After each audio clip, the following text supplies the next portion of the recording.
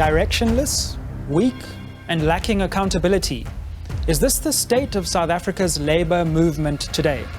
Despite the country having 24 registered trade union federations with 225 affiliates in various sectors of our economy, workers remain vulnerable to the whims of employers who hire and fire seemingly at will, as unions themselves are consumed by internal squabbles, among others.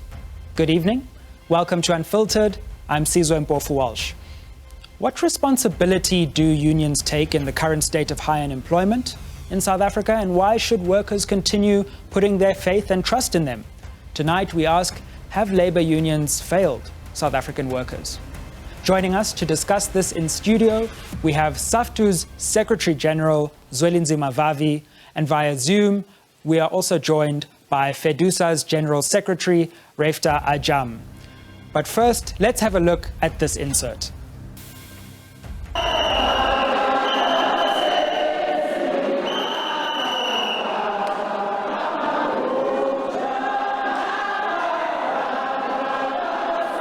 Showing some force to register their presence in an environment where the odds are stacked against them.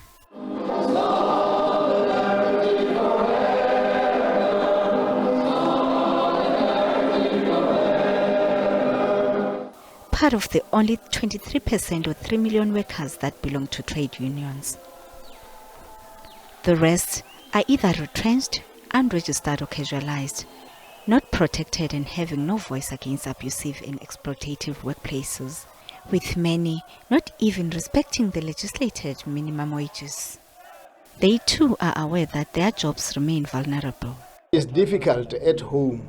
We no longer know if we are the men of the house.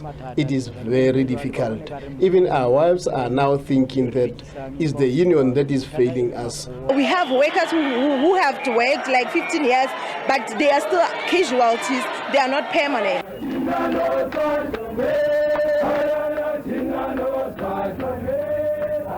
It is undisputable that the militance of the South African labour movement seen in the 80s is gone.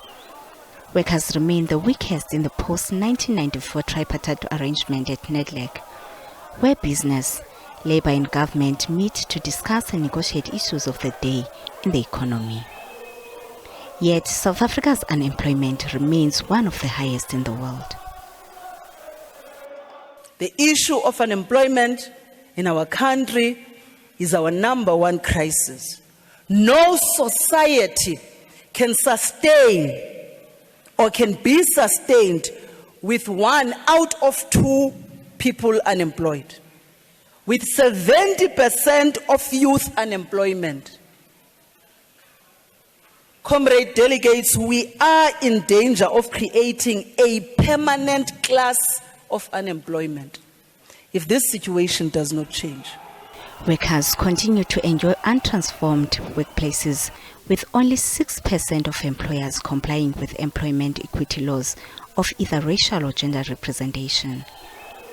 This means 94% of employers disregard the rules with impunity, despite the existence of trade unions in many sectors of the economy. Comrade Chair, I still saved you 2 minutes, and you are still harassing me. It's unacceptable. And the rivalry between the unions further fragments the voice of the workers, as leaders poach members from each other, engage in fierce internal power contestations, and federations themselves remaining divided as a function of South Africa's racialized past, as well as ideological differences that still linger on, almost 30 years into democracy. We can no longer afford to prioritize our logos, our history, our head at a personal level, and all of that at the expense of the unity of workers. Without that unity, and we want to emphasize everything that everybody is speaking about in the conference floor only becomes a dream. Instead, the crisis that the working class is facing will simply continue to deepen. Look at what is happening already. We're now the headquarters of the most unequal society in the whole world. There's little hope that workers will ever be united with COSATU's insistence on its tripartite alliance with the governing ANC continuing to nail its political colours to the mast at the expense of workers and their concerns. The problems that South African workers face are countless, including the casualisation of their jobs, outsourcing of services and corruption among their leaders, with some unions facing deregistration for failing to submit financial statements. As union membership continues to decline, the labour movement is forced to self-introspect on its relevance and credibility among workers and society in general, especially in the post-COVID world, where survival is literally of the fittest.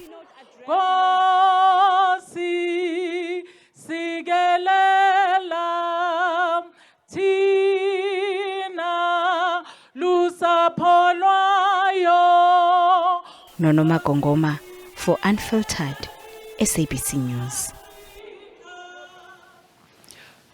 Welcome back. So to continue this conversation, we're joined by leaders of South Africa's trade union federations. Mr. Vavi, thank you very much for joining us. You've been a central leader in South Africa's workers' movement for many a long year, one of the key figures there. And some have suggested that with the fragmentation of workers' unions, in fact, that fragmentation is in part to blame for the parlous state of workers in South Africa today. To what extent do you accept any blame for the fragmentation of workers' struggles in South Africa? I don't think that it will help anybody if I was to stand here and say I am guilty of this era and that era as an individual. I don't think that the issue of the fragmentation of the labor movement can be blamed on any one of us. There is a crisis. There is a moment of the crisis in South Africa. The moment of crisis starts for labor movement in 1985 with the rise of what we normally refer to as neoliberalism, which was brought about by two most important leaders for capitalism in the form of Ronald Reagan and Margaret Thatcher, who had made it very clear in their ideological standpoint that there will be no such a thing as society, and that what must rise is individuals in competition with one another, and that the state must play no role whatsoever in the protection of anybody's rights or in the protection of environment or in providing any of the basic services to any part of society.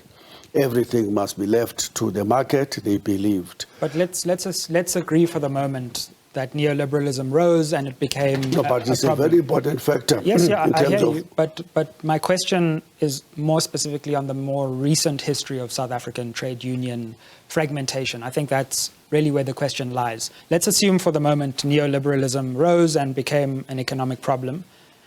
Did South Africa's workers' movement respond appropriately to that, or did it fragment as a result of that?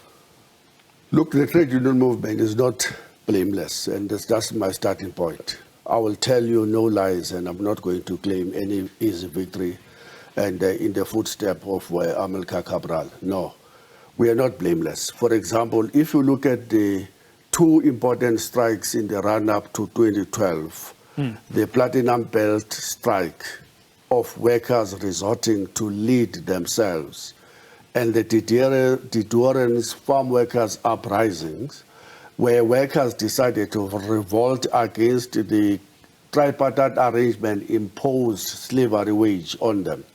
Those two marks perhaps a most important point where unions should have stepped back and say something is going wrong within our own ranks. We no longer as responsive to the demands and grievances workers have against management as we used to have. We lost that moment. And it's one of the sad history point in the recent where we should have taken advantage of this growing militancy, of the agitation of workers and of their response to their super exploitation by capital. We didn't. Instead, we continued with the business as usual, and fragmentization worsened, because it was out of that 2012 that we saw the emergence of AMCU, the fragmentization of the NUM, and NUMSA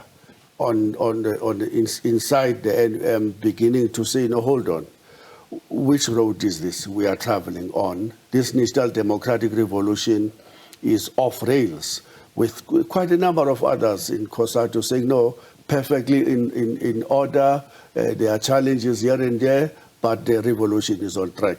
To what extent do you think that the formation of SAFTU contributed to that fragmentation rather than detracted from it? Because one view is actually, look, rather resuscitate COSATU, rather keep one strong center.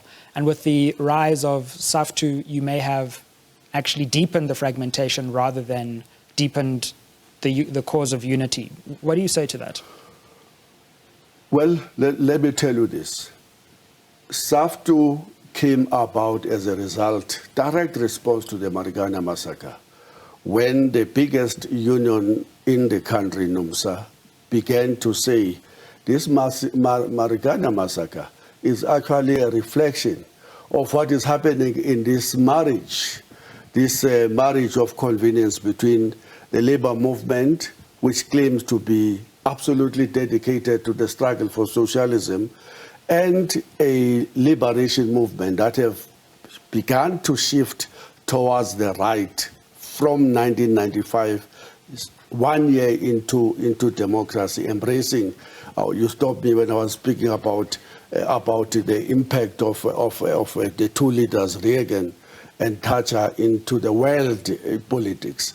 That intense conflict, class conflict, within the tripartite alliance made it almost inevitable that those that no longer believe that the ANC is a vehicle that workers can employ in liberating themselves to the worst kinds of exploitation in the workplace began to say that, but this is not sustainable. And they left to create a SAFTU. So someone else who doesn't want to follow the history in its detail will not blame the class contradictions in the alliance as creating an unsustainable environment and relationship between all of the three parties that form that alliance as the core reason why further fragmentization of the labor movement happened. Yeah. Okay. Let's pick up on some of those themes with Ms. Ajam. To what extent within FEDUSA do you accept some responsibility for the fragmentation of workers' struggles, and to what extent do you think that is detracting from the wider cause of justice for the working class? Very good question, but I think we have to articulate it in the context of the ideological differences between the respective federations and the respective registered federations. We most certainly understand the historical narrative that was outlined now by Comrade Zweli, but at the same time, we have to acknowledge that every federation within its own context has been born out of the necessity, the drive, and the will to establish certain perspectives. FEDUSA has always, since its inception in 1997, after the formation between the two federations, FEDSAL and FORCE, retained and maintained its political independence, i.e. meaning that FEDUSA is politically non-aligned, and we have retained that throughout this particular dispensations up until now. We have not necessarily contributed towards fragmentation, but we have retained a stance where there had become a need for workers to find themselves a particular home when you are seeing some of the struggles, some of the challenges that had manifested out there. So ultimately, where you are finding that a portion of the workforce are given the democratic right to exercise freedom of choice, freedom of association in terms of where it is that they would like to find their labour home ultimately. So as it has been outlined and contextualized, I think we are all striving towards re-establishing and making the trade union movement a lot more sexy. There has been many factors that have contributed to destabilization and weakening of the movement, and those cannot be ignored. They are aggravating factors such as the deliberate attack on collective bargaining, the threats that have been out there. Ms. Ajam, in a bit, and I do want to dive into collective bargaining and the attack you mentioned on it. But just on this question of fragmentation, it sounds in some ways as if you're almost relying on the capitalist principle of competition, and the competing federations will compete against each other and workers will choose the best one. Isn't that in some ways falling victim to the same logic that you're trying to undo by having this wide array of federations rather than working towards unity and single-purposeness? Absolutely. On the contrary, in that perspective, we have only given workers and the membership freedom to exercise their choice. In no means does it signify that we are advancing a capitalist agenda in any such way. Just to cite a few examples of where the federations and the unions have found common cause, have found unity in terms of purpose. We have always looked in the direction of advancing and advocating the fight towards workers' rights. So when we have fought the battlegrounds on the national minimum wage, workers all stood in solidarity. When we are on the picket lines to push back against exploitation and violation of rights of workers within the workplace, we had remained united in that front, and more especially so when we look at many aspects. Just last year, when we had started the process of wage negotiations, the federations had all stood in unison. But at the end of the day, we are mandate takers. There have also been moments, Ms. Ajam, where you have actually criticized one another. I think 2018 was one of them where you criticized a strike. And I think the other question which emerges from that is, yes, there may have been moments of unity, but when we take a step back and we zoom out at the conditions of workers in South Africa today, those conditions aren't improving.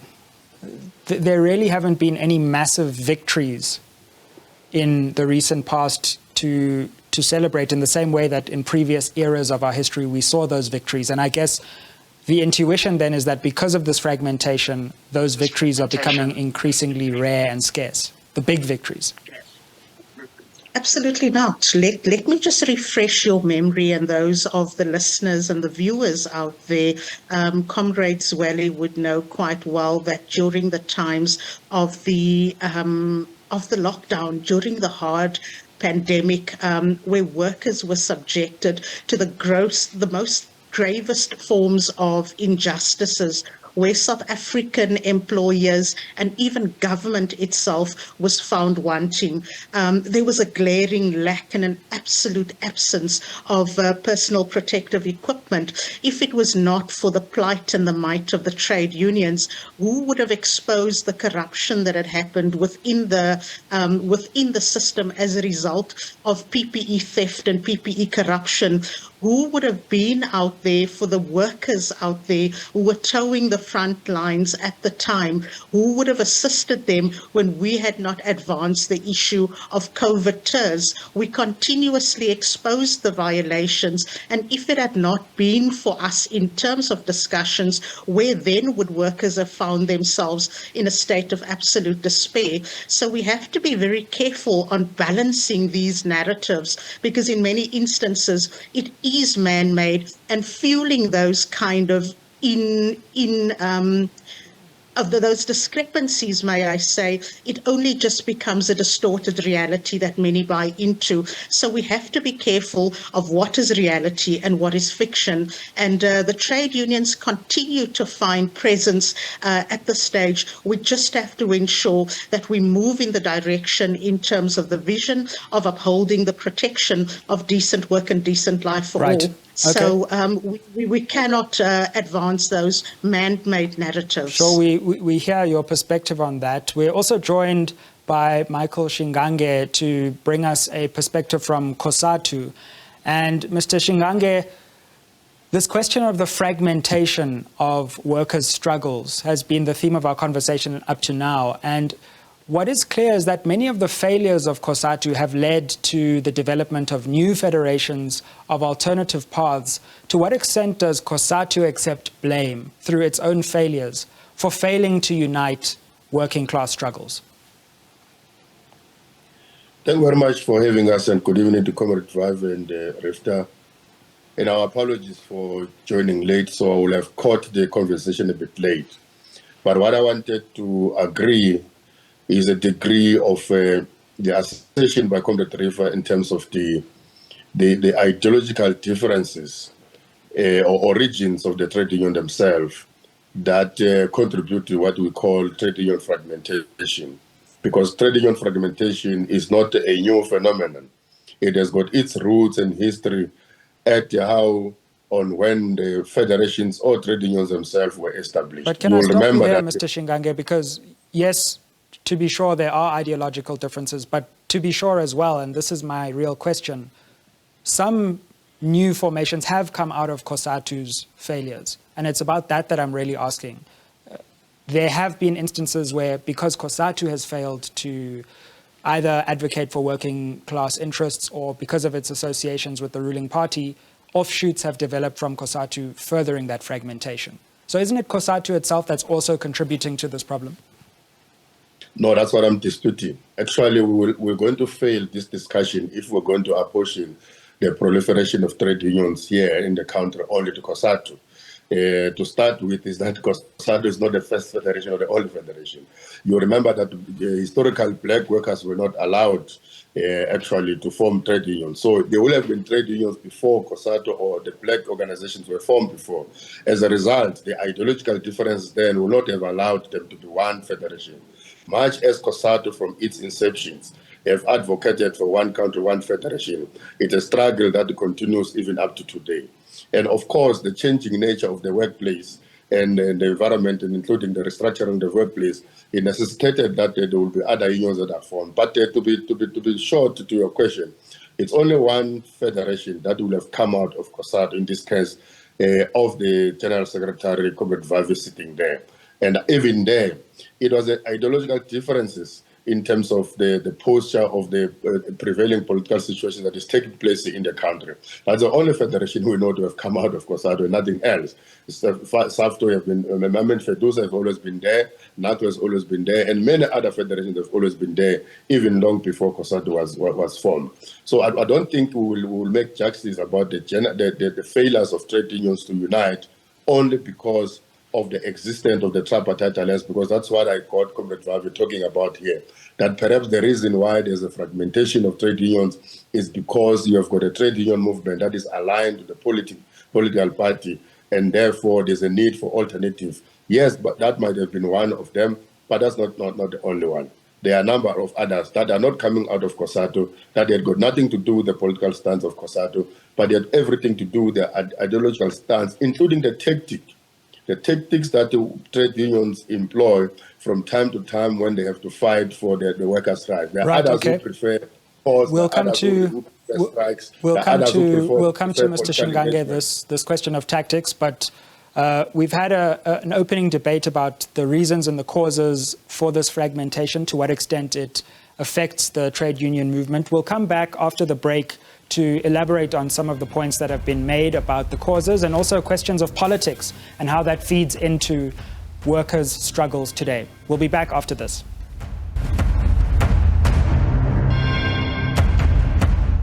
Welcome back to Unfiltered, and we're talking about workers' struggles in South Africa today, after May Day, and asking to what extent is South Africa's workers' movement still a progressive force for change? Mr. Vavi, before we left for the break, we had a debate initiated, Mr. Shingange suggesting that the formation of SAFTU actually didn't have much to do with leaving the ANC. You earlier seemed to suggest that the departure from the ANC was a key question for you. To what extent do you think this question of the ANC is serious in terms of the departure from COSATU and the formation of SAFTU? Can I, just for the sake of continuing one small theme of the debate that we're having with Mike, just make the following point. And it's important to do this as we mark the 50 years of anniversary of the 1973 strikes. The reality is that the trade union movement is battling with the new phenomenons that it didn't have to battle with in 1973 and before. We're now battling with the rise of individualism within the union movement. We are battling with the capitalist values, ethos, and cultures permeating from the private sector capitalism into every aspect of our lives, including into the trade union movement. The me first, to hell with everybody else. The death of internal democracy, the death of worker control, the suppressing of internal debate by the big men and big women who have grown intolerant. The money that is now so much more that never existed in the 1970s. Everything that you normally say is going wrong in society is also a lived reality inside each and every trade union movement. Okay, can I remind you of my question though? Yes, Mr. I am. Because my question is about the alliance and the politics and the extent to which those alliance politics has affected the point that I'm movement. raising is that all of these things that I was speaking about did break COSATU. They did make us to know as Joseph Matunja because he was being butchered inside his union, the NUM. They did create splinters within each and every of the COSATU unions. In fact, a host of unions that are making SAFTU are coming from the splinting from within the COSATU union. So that's a big factor, the change environment and how unions are impacted upon. Now, coming to the point that you are raising, it is true that you couldn't sustain a relationship between a trade union movement that seeks to be independent, militant, in a intensifying class war between the workers' movement and the ruling class, which is the capitalist class, which is perfectly represented by the bigger elements of the ANC leadership. We couldn't sustain that. It was just not when the conditions of workers was worsening, not when unemployment and inequality, poverty, and corruption was breaking all of the world records. You couldn't sustain that. Tension started to build way back in 2007 with the biggest public sector strike led by COSATU unions against the ANC government. It was a political strike. It was a strike that says you can't continue to cut our wages, you can't continue to not fill vacancies, you can't make life difficult for us as public sector workers, be police, nurse, doctor, correctional services, anybody. That was the beginnings in my tracing of the class contradictions within COSATU, the beginnings of this tripartite alliance peeling apart. Can I ask you, when we came to 2009... Can I just ask you quickly on that? To what extent do you think it's possible today for a union movement to be both militant and radical and to be aligned to the ANC? It's a contradiction. You can't do that. It's not possible. I usually make this narrative that no one can ever serve a lion and the sheep at the same time in the same corn. It's a contradiction. That's what the ANC Alliance have been trying to do. There's capitalists who are living on exploiting workers, and there are workers who are surviving every day to try and get a little bit share of their social wage from the people who are exploiting them. It's not possible. Nobody have done that in the world. And the contradictions will continue to play themselves out as we saw them playing themselves out in this May Day and in the previous May Day. It's just not possible. You can never do that. Mr. Shingange, let me bring you in, because you seemed to suggest earlier that the ANC split didn't play a major role. It was more about ideological differences. But Mr. Vavi says it was key, it was central. I think you do have to accept that there is a serious question about whether aligning yourself to the current governing party is still in service of worker interests. And that seems to be a key fault line in the union movement today in South Africa, does it not? No, it doesn't. That's a discussion. It's a different discussion. If the discussion we're having is about the fragmentation of trade union movement, there are over 200 unions in this country and more than 100 federations. Not all of them are breakaway from COSATU. Not all of them, their grievances because of the alignment of COSATU and the ANC. I thought let's focus there. To an extent, and as far as Comrade Vavi is concerned, that is true for him, because those debates started to happen inside the federation, which is not the first time. It is not like when we went into alliance with the ANC and the Communist Party as COSATU from our inception. We did not know that we were going into alliance with a multi-class organization. It's not like we did not know that we were going into an alliance with a contested terrain in class terms. It's not like we did not know that for our own survival and our own influence, we have to continuously contend with the class contradictions and the class contestation. And that's the reason why we chose this kind of an alliance, because our alliance was not that one of the employer and the employee in the initial, was of the class forces, the forces that are on the same side, fighting for the liberation of this country, including the enacting of the rights in this country. That now that we are in the ruling party as part of the alliance, we have always seen the benefits of us being in there and contesting the direction of the policy directions that as far as the workers' rights are concerned. Can I ask you about those benefits, Mr. Shingange? Can I ask you about those benefits, just in terms of that statement? Because the question is, what have you actually won as a result of sticking with that alliance, especially in the last 10 years? Because when we look at unemployment, when we look at wages, when we look at inequality, when we look at working conditions, one would understand if COSATU was extracting concessions when we look at policy direction. But the question is, are you not being strung along by the ANC, who has you as a convenient partner, but not actually winning the kinds of concessions that you would want? Because it's hard to identify what those victories have been, particularly in the last decade. Look, the fact that the rights of the workers are under attack and are being reversed, it's a fact. And actually, you in the media have heard those from us. It is us who have been highlighting that the gains of democracy are actually being under attack and being reversed. And it's a historically known fact that all the rights that workers accumulate in this world will always be at the risk of being reversed unless the workers unite and defend them. That is a fact. If you talk about the past 10 years and the reversal of the gains of the workers, we will say we are one of those that we can say so. But it will be unfair not to say that actually it was COSATU through and with the ANC that enacted the Labour Relations Act in this country. It was COSATU and working with the ANC. But that was in the 90s.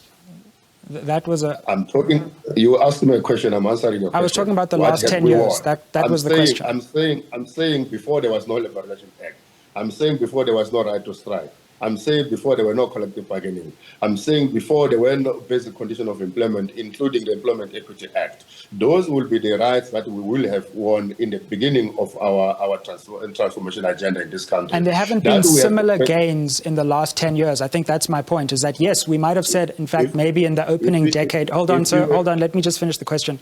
In the first period of democracy, we might have seen those gains, the Labour Relations Act, as you say, employment equity.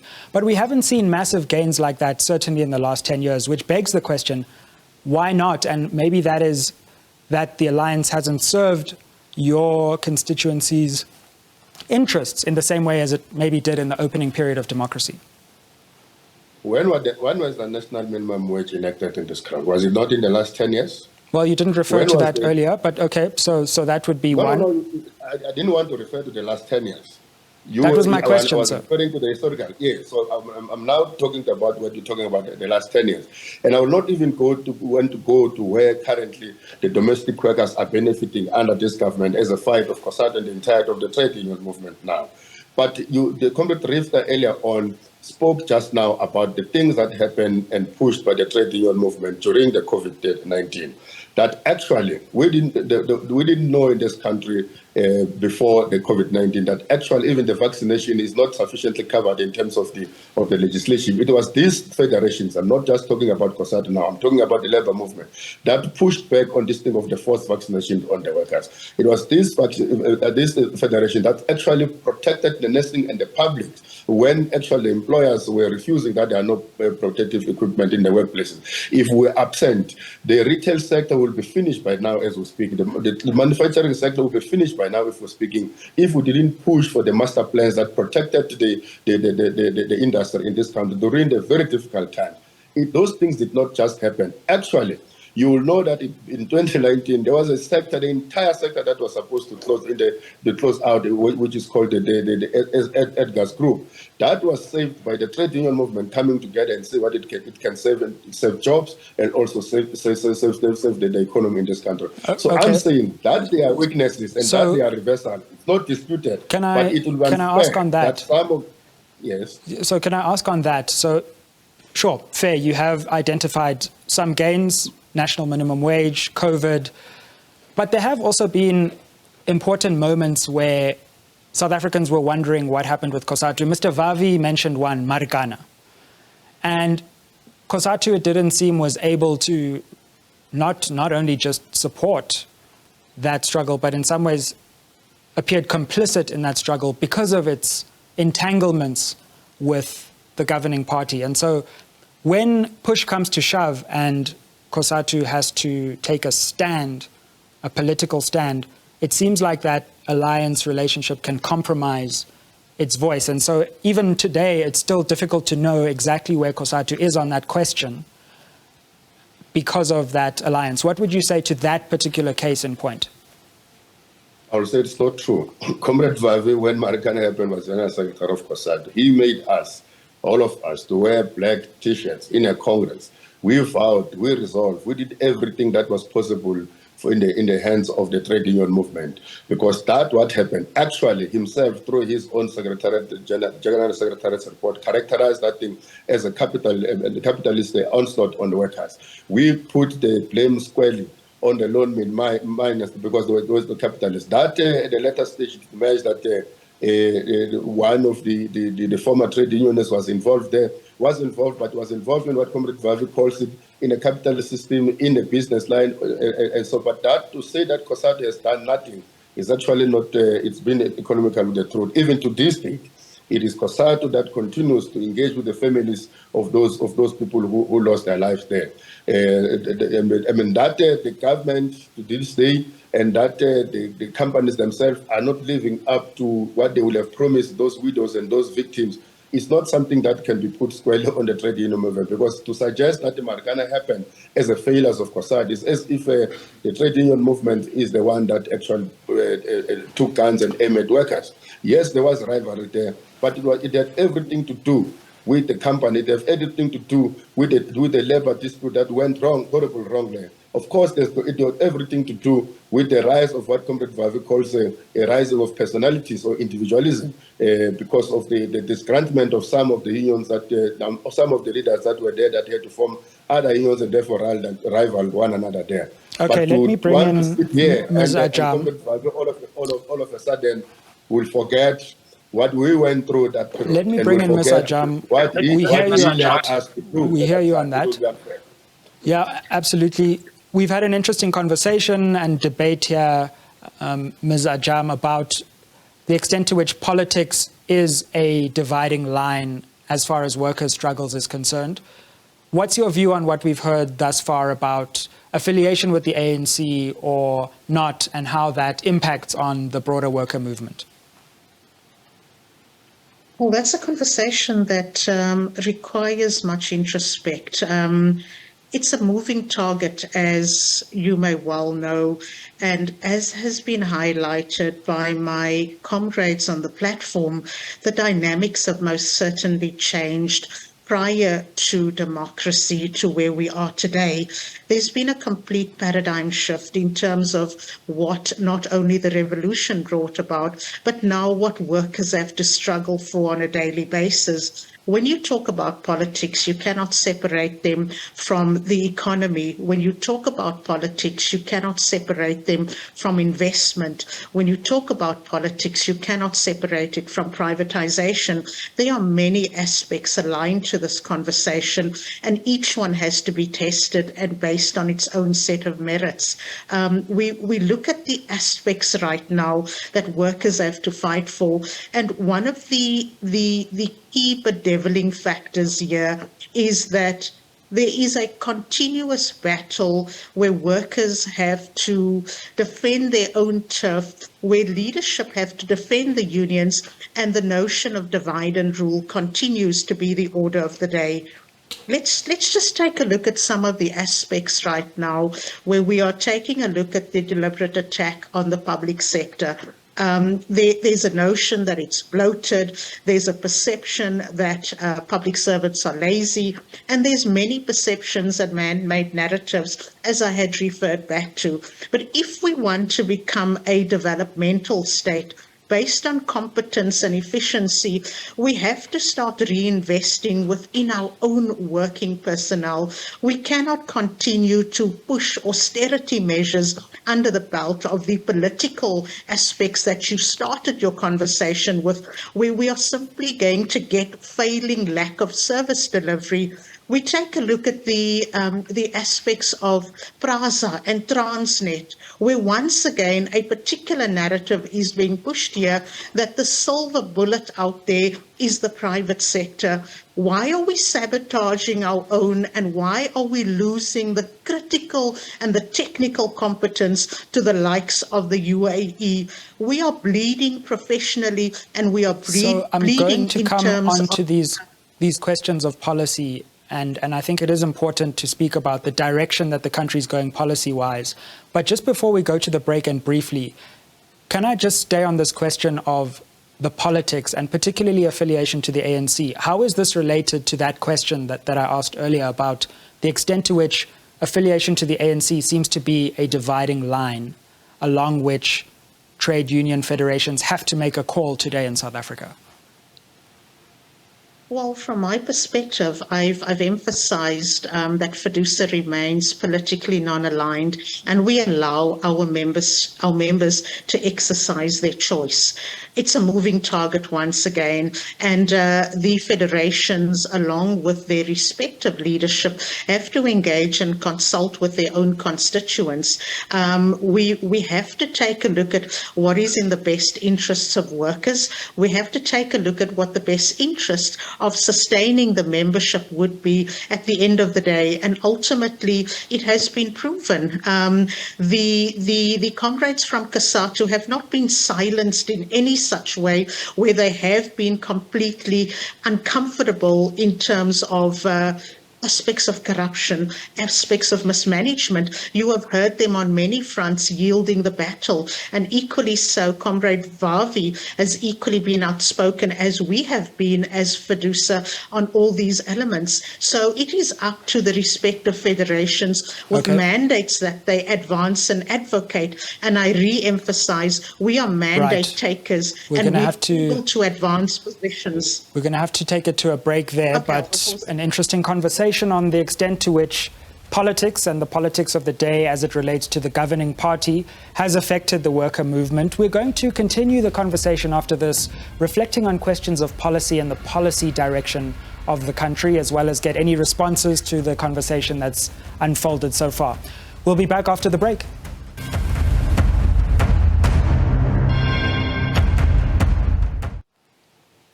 Welcome back to Unfiltered. We're having a conversation about working class struggles in South Africa today. Before we can continue with our conversation, let's have a look at some of the tweets that have come through on social media about our discussion. Johnny Sebotoma says, dismally, just like the CCMA and Department of Labour, sometimes you will think that they are anti-working class. Mzuvugile Mbukushe says, yes, they have failed workers, especially the full-time shop stewards, because they are under the payroll of employers. And finally, Leo Smangaliso says, indeed they failed workers, including Mr. Vavi and his union. The plight of workers is no longer an issue, as their own ideologies and their benefits are above the interests of the working class. Fact. We'll come back to some of these tweets a bit later, but Mr. Vavi, you wanted to continue the debate, particularly about the extent to which affiliation with the governing party actually does affect working class struggles. I must say to you, I want to be patient with my comrades in COSATU, because I was the General Secretary, in fact, the longest serving General Secretary of the Federation, 14 years.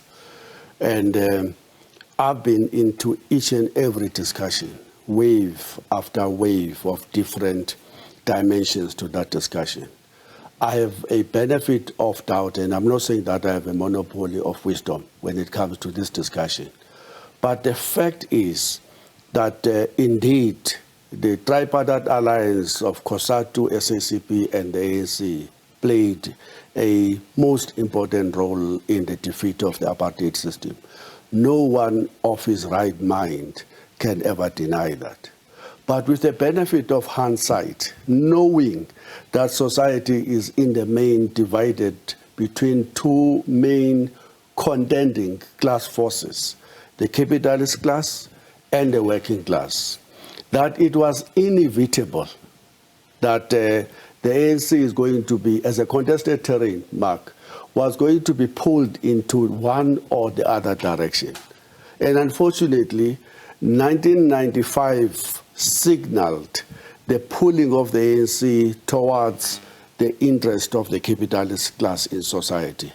The imposition of GIE in 1996 was the biggest kick on the working class in the history of this country. The worst betrayal you can imagine, bearing in mind the important role that COSATU played to ensure that the ANC gets its resounding victory in 1994. We can talk about many benefits. Let's look at the signpost of why COSATU must not continue to be in an alliance with a class that exploit workers. Here is what is happening in South Africa. Let's look at the reason why worker unions exist. There are three. Workers exist to protect jobs of workers. What is happening to unemployment in South Africa?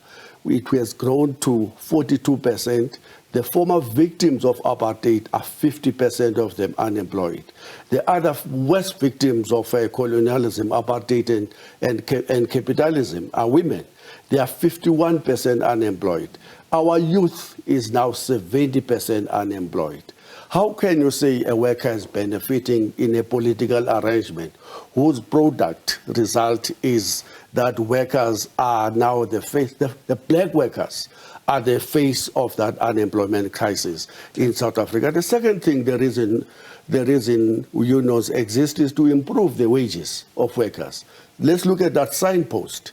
Since 1990 towards 1991, the wages of workers in South Africa has been suppressed, has been going down, and despite the many victories, we score inflation related, sometimes 2-3% above inflation, despite those victories. But the overall picture is that the wages of workers in South Africa, their share to the GDP has been declining since 1991. It indicates one thing, that the levels of exploitation by capital has been deepening since on the eve of democracy, including now the 29 years of democracy. That's your second reason why you exist as a union.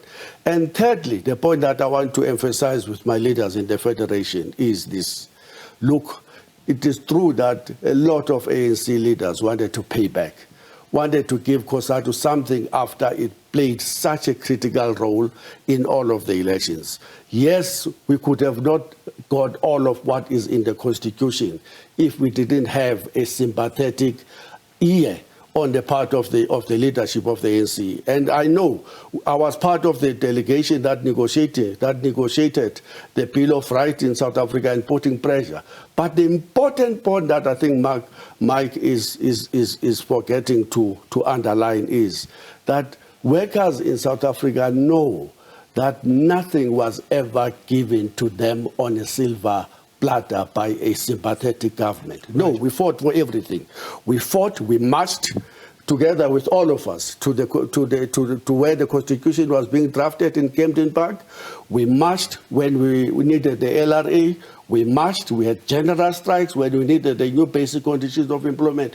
We basically fought for every right that we enjoy. It was not given to us on the silver platter. No, these are the products of sacrifices of workers and under the leadership of COSATU, yes. But the point is, what is the material conditions of workers and let's 29 years after our democracy? Let's put that debate. Let's get the COSATU view and also FEDUSA and just deepen this debate going forward about the extent to which there have been victories or no victories. How do you respond from the COSATU side?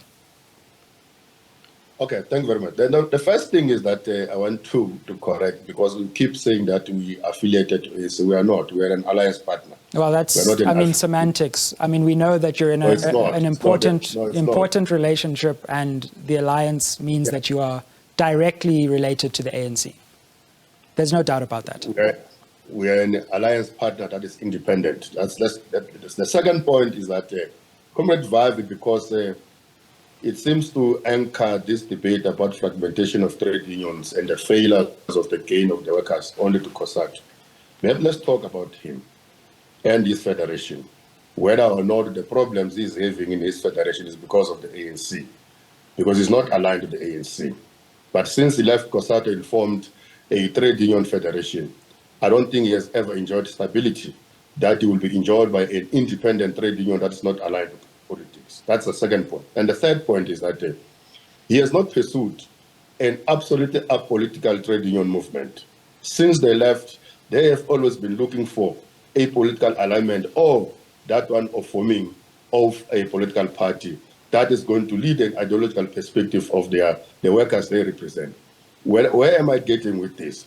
It is understood in this country that the price of bread, the price of petrol, the miseries and the benefits workers could get, it is actually as a result of politicians or politics. Like Comrade Rifta said, you will not separate politics from the socio-economic interest of the workers. And you can't be apolitical. You can't stand out when people are contesting in the political space to determine the future and the life of the rest of us. The choice we have made as COSATU was that we will be in the theater of politics. We will be in the theater where lobbying is taking place. We will be in the theater where political decisions are made about the life of our people. That we win some and we lose some is something we are prepared to accept. We're going to have to leave it there. It's a net of life. But we can't claim, Comrade Vavi can't claim that pursuing an independent trade union movement. That is not political ally. Just to make sure that we get a final view from Ms. Ajam, your final view on where the debate has gone, and if you could just confine it to 1 minute in summarizing your thoughts. That's very difficult to ask trade unionists to do in a 1 minute summary. I think it's important for us to understand that as much as we are taking introspect here, absolutely, nothing has been given to us on a silver platter. We are still continuing the fight. And at the end of the day, we have to understand that as things have progressed, so too have the dynamics. And as we take introspect, we have to be cognizant of the fact that there are going to be times that an alliance works, and there are also times times, in many instances, that we have to question whether we are able to advance on those issues. Right. We have sat together in social dialogue forums, and we have been able to make many gains, albeit the fact that we are independent or whether we are aligned. But at the end of the day, we have to remain true to the mandates that are given to us by our members. Thank you. We have to advance on those issues, and ultimately that will stand the test of time on how we hold government and employers accountable at the end of the day. I'd like to thank you and all of our guests for engaging in an important debate and fielding tough questions on the state of the workers' movement in South Africa today. We'd like to just end with a poll from social media, and you can see that we asked, have trade unions failed South African workers? And we got an overwhelming response that the answer is yes. What do you think? Let's continue this conversation on social media and outside this particular dynamic. Thank you so much for continuing to watch Unfiltered, and we'll see you on the next episode. Have a good night.